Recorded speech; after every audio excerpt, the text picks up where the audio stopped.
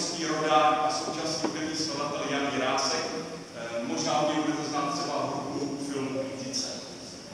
Ale teď už opravdu naše nejmenší, naše